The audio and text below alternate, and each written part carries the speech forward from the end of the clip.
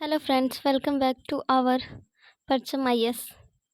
तो आज जो हम बात करेंगे, जैसा कि आप सभी जानते हैं कि भारत का जो संविधान है वो एक लोकतांत्रिक एवं संघीय ढांचे की जो है नींव रखता है। इसके और इस संविधान के अंतर्गत अगर बात करें तो जो इसके जो तीन, जिसे कहते हैं संविधान के तीन पिलियर, वो सारे जो है अलग अलग बांटे गए हैं, जिसमें हमारी कार्यपालिका, न्यायपालिका और विधायिका, इन तीनों के बीच जो है स्पष्ट रूप से शक्तियों का विभाजन किया गया है। और जिसमें कि हम सब जानते हैं कि कार्यपालिका जो है, इसमें जो प्रमुख होते हैं वो राष्ट्रपति होते हैं, और जबकि जो न्यायपालिका की में जो राज्यों की भूमिका के रूप में जो रहते हैं, तो वो जो है राज्यपाल होते हैं। और ये दोनों जो पद हैं वो प्रतीकात्मक के साथ साथ कुछ विशेष संवैधानिक शक्तियों के वाहक भी होते हैं। किंतु हाल ही में हम एक न्यूज़ देख रहे हैं जिसमें कि सुप्रीम कोर्ट के द्वारा इस विषय पे राज्य और केंद्र को एक नोटिस जारी किया जा रहा है उनकी शक्तियों पे चर्चा करने। तो आज हम इसी टॉपिक पे बात करेंगे कि राष्ट्रपति और राज्यपाल की शक्तियाँ, एक संवैधानिक विमर्श। क्योंकि हम सब जानते हैं कि कहीं ना कहीं जैसे कि राष्ट्रपति जो है वो हमारे देश के प्रथम व्यक्ति होते हैं। और तो ये मुद्दा क्या है, तो इसके बारे में हम बात करेंगे। तो सबसे पहले अगर हम बात करें तो इस मुद्दे की पहले हम बात कर लेते हैं। तो ये जो मुद्दा है कि भारतीय संविधान में राष्ट्रपति और राज्यपाल की जो भूमिका होती है वो अहम होती है, लेकिन हाल के वर्षों में ना विधेयकों पर निर्णय पर देरी पे सवाल उठे, और इसी संदर्भ में जो है सुप्रीम कोर्ट ने भी केंद्र और राज्य को एक नोटिस भी जारी कर यह मुद्दा उठाया है कि जैसा कि हम सभी जानते हैं कि राज्यपाल एवं राष्ट्रपति के पास ये शक्ति होती है कि वो विधेयक को वापस भेज सकते हैं या फिर उस पे हस्ताक्षर नहीं कर सकते हैं, क्योंकि अगर उन्हें लगता है कि ये विधेयक, तो वो कुछ दिनों के लिए रोक लेते हैं। तो इसी मुद्दे पर सुप्रीम कोर्ट के द्वारा यह मुद्दा उठाया गया, और यह मामला संघीय ढांचे, न्यायपालिका एवं विधायिका की पारदर्शिता से जुड़ा है। अब चलिए थोड़ा सा हम देखिए कि संविधान में राष्ट्रपति की भूमिका एवं शक्ति क्या है। तो जैसा कि बताया गया है कि संविधान, राष्ट्रपति जो होता है संवैधानिक रूप से प्रमुख होता है, जो कि संसद की सलाह पर कार्य करता है, और जिसकी जो प्रमुख शक्तियाँ होती हैं वो कार्यकारी शक्तियों में वो केंद्र सरकार के सभी कार्य को उनके नाम से किए जाते हैं। अब इसके अलावा अगर हम देखें तो विधायिक शक्तियाँ इसके अंदर आते हैं, जैसे कि संसद का सत्र बुलाना, विधेयकों पर हस्ताक्षर करना, ये जो है कहीं ना कहीं विधायिक शक्तियों के अंतर्गत आ जाते हैं। तो हम इसी पे बात करेंगे विधायिक शक्तियों के अंतर्गत। तो ये जो है राज्यपाल एवं राष्ट्रपति, इन दोनों के पास ये होता है। अब इसमें विवाद पे जो प्रश्न आ रहे हैं उस पे हम बात करेंगे। तो इसमें जो प्रश्न आ रहे हैं वो राज्यपाल के द्वारा विधानसभाओं को भंग करना या फिर बहुमत की परीक्षण को टालना, राष्ट्रपति के द्वारा 356 के अंतर्गत राष्ट्रपति शासन लागू करना, ये भी कहीं ना कहीं, और राज्यपाल के द्वारा विधेयकों को अनिश्चित काल पर निलंबित करना। अब इन्हीं मुद्दों को लेकर सुप्रीम कोर्ट ने अप्रैल 2025 में केंद्र को एक नोटिस भेजा है, जिसमें यह एक बहस जो है विमर्श का रूप ले चुकी है। अब इसमें जो है क्या प्रतिक्रिया, उसके बारे में अगर हम देखें तो हम स्टार्ट करते हैं। तो कहीं ना कहीं जैसे कि अब ये जो है अनुच्छेद 123 के अंतर्गत राष्ट्रपति को ये शक्ति है कि वो अध्यादेश को जारी कर सकता है, किंतु विधेयकों पर हस्ताक्षर करना या फिर पुनर्विचार करने के लिए भी वो लौटा सकता है। तो ये जो मुद्दा है, तो इस मुद्दे पे हम बात करेंगे। तो ये जो मुद्दा सबसे पहले उठा कहाँ से, तो इस मुद्दे की और अगर हम देखें तो तमिलनाडु में तमिलनाडु सरकार के द्वारा ना कई विधेयक विधानसभा से पारित किए जाएंगे, जैसा कि नए विश्वविद्यालय विधेयक, शिक्षा संसाधनों में बदलाव आदि। अब हम जानते हैं कि कोई भी विधेयक जो विधानसभा के द्वारा पारित किया जाता है उसे विधानसभा एवं विधानसभा के द्वारा जब पारित कर दिया जाता है तो उसे विधान परिषद वगैरह में जहाँ पे होते हैं, जैसे कि अभी भारत के 6 राज्यों के अंतर्गत ये है, तो जिन राज्यों में नहीं होते हैं तो सीधा राज्यपाल के पास जाते हैं, और राज्यपाल का जो है हस्ताक्षर उन पे होने के बाद ही वो विधेयक लागू किया जाता है। लेकिन राज्यपाल जो वहाँ के हैं, RN रवि ने इन विधेयकों को लंबे समय तक स्वीकृति के लिए रोक कर रखा है, और कुछ विधेयकों को उन्होंने राष्ट्रपति को भी आरक्षित कर दिया है, जो कि अनुच्छेद 200 और अनुच्छेद 201 के तहत। अब लेकिन उस पर भी निर्णय नहीं हुआ है।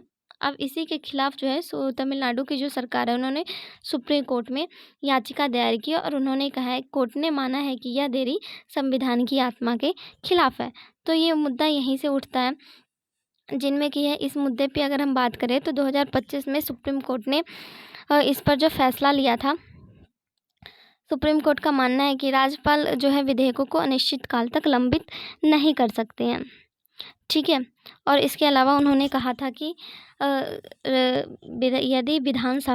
यदि विधानमंडल विधेयक को पुनः पारित करते हैं तो राज्यपाल को स्वीकृति देनी अनिवार्य होगी और राष्ट्रपति को आरक्षित विधेयकों को पर जो है 3 महीने के अंतर्गत निर्णय लेना होगा और निर्णय में देरी की वजह को भी लिखना होगा। अब सुप्रीम कोर्ट ने है जो वो अनुच्छेद 142 के तहत समय सीमा लागू की गई और उनसे जवाब मांगा है। तो अब सबसे पहले हम देखते हैं ये जो अनुच्छेद 200 और अनुच्छेद 201 क्या है। तो इस आर्टिकल के बारे में सबसे पहले हम जानते हैं, ठीक है। तो अगर हम अनुच्छेद 200 की बात करें तो अनुच्छेद 200 जो है, अनुच्छेद 200 जो कहीं ना कहीं राज्यपाल की शक्तियों का वर्णन किया जाता है कि अनुच्छेद 200 के तहत जब कोई भी विधेयक राज्य की विधानमंडल के द्वारा पारित किया जाता है तो राज्यपाल के पास भेजा जाता है। तब उस राज्यपाल के पास ना कुछ विकल्प होते हैं। जब भी कोई विधानमंडल के द्वारा कोई भी विधेयक जो होता है, कोई भी कानून अगर बनाने के लिए राज्यपाल के भेजा जाता है तो उसके पास कुछ विकल्प होता है।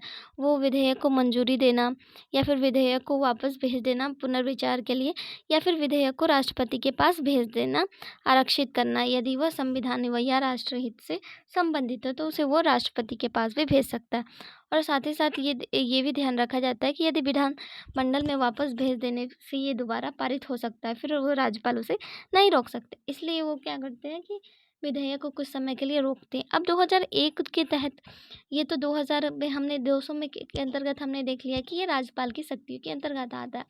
अब 2001 की बात करें तो इसमें जो है राष्ट्रपति की शक्तियाँ आती हैं कि जब कोई विधेयक राज्यपाल के द्वारा विधेयक राष्ट्रपति के पास भेजा जाता है तब राष्ट्रपति के पास भी विकल्प होता है कि वो विधेयक को मंजूरी दे सकता है या फिर विधेयक की अस्वीकृत कर सकता है या फिर वो उन्हें पुनर्विचार के लिए भेजे जा सकते हैं। किंतु ये जो राज्यपाल के द्वारा जो 2001 और 2002 200 और 201 आर्टिकल के तहत जब प्रेसिडेंट के पास भेजा गया था तो उनकी तरफ से भी कोई जवाब नहीं आया था, जिसकी वजह से तमिलनाडु की सरकार ने वो जो है सुप्रीम कोर्ट में याचिका दायर की थी।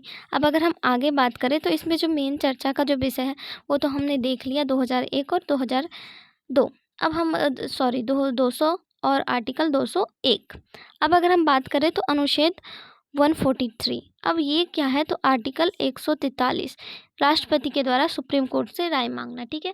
अब राज्यपाल के द्वारा अनिश्चित विधेयकों को अनिश्चित काल तक रोक रखने की कहीं ना कहीं जो है ये संविधान ही उन्हें शक्ति दे रहा है। जैसा कि आप आर्टिकल 200 के अंतर्गत देख रहे हैं कि राज्यपाल के पास ये संविधान के द्वारा ही शक्ति है कि वो उसे अनिश्चित काल तक रोक सकते हैं। अब जैसा कि अगर हम बात करें तो भारतीय संविधान के तहत राज्यपाल को और राष्ट्रपति को विधेयकों पर निर्णय लेने का अधिकार है, लेकिन हाल के कई वर्षों से कई राज्यपालों ने विधेयकों पर टालने या फिर अनिश्चित काल तक लंबित करने की जो है प्रवृत्ति अपनाई है। किंतु ये तो दिया गया है, मगर कई वर्षों से ये देखा जा रहा है कि राज्यपाल जो है वो बहुत सारे राज्यपाल जो है कि कहीं ना कहीं विधेयकों को लंबे समय तक अनिश्चित काल तक लंबित कर रखने की प्रवृत्ति अपनाई है और इससे जो है विधायी प्रक्रिया कहीं ना कहीं बाधित होती है और जिससे कि है संघीय संबंधों का तनाव उत्पन्न होता है। अब इस संदर्भ में जो है सुप्रीम कोर्ट का जो निर्णय हुआ है हमने देख लिया है। अब देखिए तो इस संदर्भ में जब राष्ट्रपति से आर्टिकल 142 के तहत उन्होंने राष्ट्रपति से जवाब मांगा है तो राष्ट्रपति की ओर से संवैधानिक संदर्भ, ठीक है। अब जैसा कि सुप्रीम कोर्ट ने 8 अप्रैल 2025 को एक ऐतिहासिक निर्णय में कहा था, तो अब हम देखेंगे आर्टिकल 43। आर्टिकल 43 क्या है? तो आर्टिकल 43 की अगर हम बात करें, आर्टिकल 143, तो आर्टिकल 143 क्या है अब हम ये देखेंगे। तो सुप्रीम कोर्ट के जो ऐतिहासिक निर्णय है जो उन्होंने आर्टिकल 142 के तहत मांगा था, तो इसी निर्णय पे जो है भारत के जो वर्तमान राष्ट्रपति हैं श्रीमती द्रौपदी मुर्मू, उन्होंने 13 मई 2025 को अनुच्छेद 143 के सेक्शन ए के अंतर्गत सुप्रीम कोर्ट से एडवाइजरी मांगी है। तो ये क्या है, जब राष्ट्रपति किसी कानून या फिर संवैधानिक जब भी किसी राष्ट्रपति को जब राष्ट्रपति को किसी कानूनी या संवैधानिक प्रश्न पर यह लगता है कि उसकी व्याख्या आवश्यक है तो वो सुप्रीम कोर्ट से इसकी राय मांग सकता है और सुप्रीम कोर्ट को उस पर जो है उस प्रश्न पर राय दे सकता है या फिर इनकार भी कर सकता है, या फिर यह राय सलाहकारी भी हो सकती है और नहीं भी हो सकती है। तो 143 के तहत जो है भारत की वर्तमान राष्ट्रपति जो है द्रौपदी मुर्मू ने राज्यपाल की शक्ति एवं विधेयकों से इनके निर्णय से संबंधित 14 प्रश्न जो है सुप्रीम कोर्ट से किए हैं। तो चलिए अब हम वो प्रश्न देखते हैं तो क्या क्या किया है। तो सबसे पहले जो है राष्ट्रपति के द्वारा जो प्रश्न किया गया है, क्या सुप्रीम कोर्ट के पास ये अधिकार है कि वो राष्ट्रपति और राज्यपाल की विधायी की प्रतिक्रिया में समय सीमा तय कर सके। ये उनका पहला प्रश्न था। दूसरा प्रश्न ये था कि क्या राष्ट्रपति या राज्यपाल का विवेक न्यायिक जांच के अंतर्गत आ सकता है, क्योंकि जैसा कि हम सब जानते हैं कि राष्ट्रपति जो होता है वो पूरे देश का प्रथम नागरिक होता है और प्रमुख भी होता है। और इसी के साथ अगर हम देखें तो राज्य का जो प्रमुख होता है वो कहीं ना कहीं वो संविधान के द्वारा राज्यपाल को बनाया गया है। तो इन्होंने प्रश्न किया कि राष्ट्रपति या राज्यपाल का विवेक न्यायिक जांच के अंतर्गत आ सकता है। उसके बाद उन्होंने कहा है कि अनुच्छेद 142 के तहत के द्वारा असेंट माने जाने की व्यवस्था वैधानिक है क्या। तो अब चलिए अब हम इस पे देखते हैं कि आर्टिकल 142 क्या है। तो क्योंकि उसके तहत उनसे जवाब भी मांगा गया था और ये कहीं ना कहीं जो है कई मुद्दे में 142 जो है काम भी किया। जैसे कि अगर हम देखें तो राम मंदिर का जैसे मुद्दा उठा उसमें भी 142 की चर्चा की गई है। तो आर्टिकल हम 142 की बात करें तो आर्टिकल 142 ये कहता है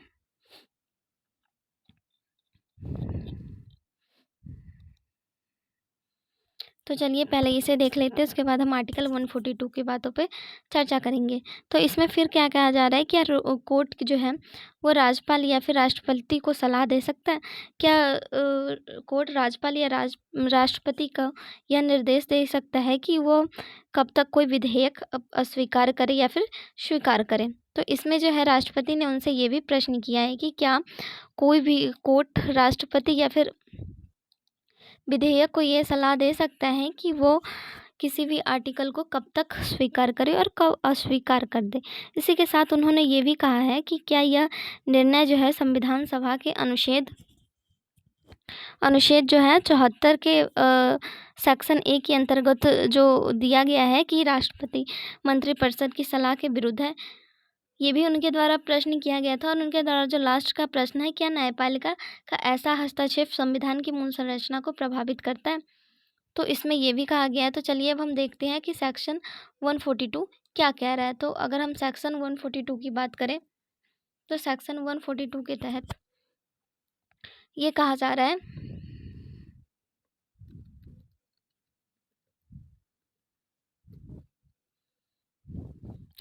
सेक्शन 42 सबसे पहले जानते हैं कि सेक्शन 42 ये कहता है कि इसमें जो सेक्शन 42 के अंतर्गत ये जो है कि आपके समक्ष या मामला न्यायपूर्ण न्याय को प्रदान करने हेतु जो आवश्यक एवं संविधान में शामिल किया गया इसे वरीयता दी गई है, क्योंकि इससे जो है देश के वंचित वर्गों को कहीं ना कहीं सहायता मिल सकती है। अब इसके अलावा इसमें क्या है कि वह सेक्शन 142 जो है इसके द्वारा अगर कोई विषय है तो उस पर भी हम इसमें चर्चा कर सकते हैं। अब अगर हम देखें तो आर्टिकल 74 क्या कह रहा है। इसमें जो है मंत्रिपरिषद की सलाह की बात की जा रही है। तो आर्टिकल हम 74 को देखते हैं।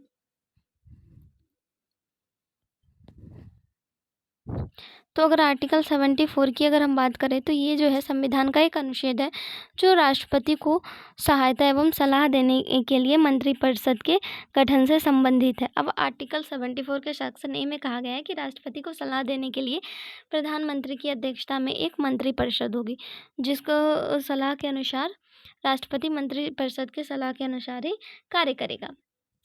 तो अब देखिए इसमें क्या है कि राष्ट्रपति, राज्यपाल एवं सुप्रीम कोर्ट का संवैधानिक बहस। अब चलिए अब हम इसके आगे देखें तो इसमें अब क्या कहा जा रहा है। अब जो इसका उद्देश्य है कि राष्ट्रपति ने जो यह पत्र भेजा है सेक्शन 143 के तहत जो न्याय को सुप्रीम कोर्ट से जो एडवाइस मांगी है उसका उद्देश्य क्या है। तो राष्ट्रपति ने यह संदर्भ इसलिए भेजा है ताकि संविधान की व्याख्या सुप्रीम कोर्ट के माध्यम से साफ हो कि संविधान क्या है। तो सुप्रीम कोर्ट जो है उसे कहीं न कहीं क्लियर करे कि संविधान की असल व्याख्या क्या है, और इससे जो है राष्ट्र एवं केंद्र एवं राज्यों के बीच जो है एक संतुलन बना रहे, और इसी के साथ जो है राज्यपाल एवं राष्ट्रपति की भूमिका स्पष्ट एवं पारदर्शी हो, क्योंकि उनके द्वारा तो संविधान के सेक्शन जो अनुच्छेद है उसके तहत ही काम किया जा रहा है, तो फिर ऐसी क्या बातें हैं, तो ये सारा कुछ उनके द्वारा क्लियर किया जाए। अब सुप्रीम कोर्ट की प्रतिक्रिया क्या आई है, तो सुप्रीम कोर्ट ने जो 22 से 23 जुलाई के बीच मुख्य न्यायाधीश जो बी आर गवाई है उनकी अध्यक्षता में 5 न्यायाधीश की एक संविधान पीठ गठित की गई, और यह पीठ राष्ट्रपति के द्वारा जो भेजे गए जो 14 प्रश्न हैं आर्टिकल 140 के तहत उस पर विचार विमर्श कर रही है। और इसी के साथ जो कोर्ट की जो प्राथमिक कार्रवाई किया है, उन्होंने जो फर्स्ट इस पर जो एक्शन लिया है वो है कि सुप्रीम कोर्ट ने केंद्र एवं राज्य के सभी राज्यों को एक नोटिस जारी किया और कहा है कि वे राष्ट्रपति के द्वारा उठाए गए 14 संवैधानिक जो सवाल उन्होंने उठाए हैं उसके जो है सभी राज्य जो है लिखित जवाब दें, जिस पे जो है अंतिम तिथि 29 जुलाई को इस पे कार्रवाई की जाएगी। अब इनकी टिप्पणी क्या है कि सुप्रीम कोर्ट की इस पे यह मामला जो है संविधान की बुनियादी संरचना एवं संघीय संतुलन एवं कार्यपालिका की जुडिशरी से जुड़ा हुआ है, और इसी के साथ उन्होंने क्या है कि यह एक गंभीर संवैधानिक महत्व है और सभी पक्षों को समय दिया जाएगा। अब इसी के साथ इसकी आगे की प्रक्रिया की सुनवाई जो है वो 29 जुलाई 2025 को होगी। अब जवाब के आधार पर ही सुप्रीम कोर्ट यह तय करेगा कि राष्ट्रपति के द्वारा भेजे गए प्रश्नों पर विस्तृत राय दी जाएगी कि नहीं। अब इसका महत्व क्या है कि यह प्रतिक्रिया न केवल संवैधानिक स्पष्टता प्रदान करेगी बल्कि राष्ट्रपति और राज्यपाल एवं न्यायपालिका की सीमाओं को भी परिभाषित करेगी। अब हम अनुच्छेद की बात करें तो अनुच्छेद 142 जो है न्यायपालिका को पूर्ण न्याय करने की शक्ति प्रदान करता है। अब आर्टिकल 201 क्या कहता है, राष्ट्रपति को विधेयक पर निर्णय लेने का हक देता है। अब 143 राष्ट्रपति के द्वारा सुप्रीम कोर्ट से सलाह। अब दो आर्टिकल 200 ये क्या कह रहा है, तो राज्यपाल को विधेयक पर निर्णय लेने का। अब इसका महत्व और प्रभाव देखें तो संविधान की स्पष्ट व्याख्या। अब जो इसके तहत जो है इससे यह स्पष्ट होगा कि राष्ट्रपति एवं राज्यपाल की विवेकाधिकार सीमा क्या है, और यह विवेकाधिकार सीमा तय करना क्या संविधान सम्मत है या फिर इससे पर मार्गदर्शन भी मिल सकता है। अब विधायिका की जो विधायी पारदर्शिता है उसमें भी हमें सहायता मिलेगी, क्योंकि विधेयकों को स्वीकृति मिलने में होने वाली देरी जिससे कि यह विकास एवं शासन भी कहीं न कहीं प्रभावित होता है। इससे जो है स्पष्ट समय सीमा एवं प्रशासनिक कार्य प्रणाली में भी सुधार आएगा। अब संवैधानिक ढांचे भी इसके द्वारा मजबूत होंगे। अब यह मामला कहीं न कहीं केंद्र राज्यों को दोनों को प्रभावित कर रहा है। अब इससे निर्णय से स्पष्ट होगा कि राज्यपाल और राष्ट्रपति कितने देर तक विधेयक को लंबित कर सकते हैं, और राज्यों के अधिकारों की संरक्षा एवं संघीय संतुलन को भी इससे मजबूती मिलेगी। अब न्यायपालिका के भी विचार विमर्श की भूमिका, और इसी के साथ भविष्य के लिए भी दिशा निर्देश होगी। अब इसमें भविष्य के लिए क्या होगी, तो संवैधानिक मार्गदर्शक सिद्ध हो सकता है, और इसके अलावा जो है अन्य राज्यों में जो चल रहे और सेम जो सिचुएशन है, सेम तरह के जो विवाद है वो भी कहीं ना कहीं सुलझेंगे इसके द्वारा। अब इसके चुनौतियों पे जो बहस किया जा रहा है कि न्यायपालिका बनाम कार्यपालिका, ये कहीं ना कहीं अब न्यायपालिका बनाम कार्यपालिका का भी मुद्दा बन चुका है। अब संवैधानिक मौलिक संरचना की भी व्याख्या इसके द्वारा अब की जा रही है कि कहीं न कहीं इसमें चुनौती, तो संविधान के द्वारा जो ये बाँटे गए शक्तियों का विभाजन किया जा रहा है, उस पे भी कहीं न कहीं प्रश्न उठ रहे हैं, क्योंकि संवैधानिक मौलिक संरचना की अब इसमें स्पष्ट व्याख्या करनी होगी। इसके अलावा अगर हम बात करें तो सुप्रीम कोर्ट का नीति निर्माता बना रहना। अब ये सारे प्रश्नों पे बात किए जा रहे हैं। अब इसका निष्कर्ष क्या निकलता है, तो राज्यपाल एवं राष्ट्रपति की भूमिका विधायी भूमिका चल रही है, और संविधान में बहस भारत के जो संघीय ढांचे एवं लोकतांत्रिक प्रक्रिया के लिए अत्यंत महत्वपूर्ण है। और इसी के साथ ये भी कहा जा रहा है कि सुप्रीम कोर्ट का जो है हस्तक्षेप इस दिशा में साहसिक एवं स्पष्ट कदम है, जिससे विधायी प्रक्रिया में गति, पारदर्शिता एवं जवाबदेही आएगी। अब राष्ट्रपति के द्वारा जो क्वेश्चन भेजे गए हैं, प्रश्न किए गए, इस संदर्भ में कोर्ट की आगामी राय एवं भारतीय संविधान की व्याख्या में एक और विकास में एक ऐतिहासिक प्रभाव भी साबित हो सकता है, क्योंकि इसके द्वारा जो उन्होंने 14 प्रश्न किए हैं उस पे जो उनकी राय आएगी, इससे जो है भारतीय संविधान की व्याख्या एवं विकास में एक ऐतिहासिक पड़ाव भी हो सकता है और यह मामला जो है संवैधानिक उदाहरण बनेगा जो कार्यपालिका एवं न्यायपालिका की सीमाओं को पुनः परिभाषित करेगा। अब इसी के साथ हमारा ये सेशन समाप्त होता है। Thank you.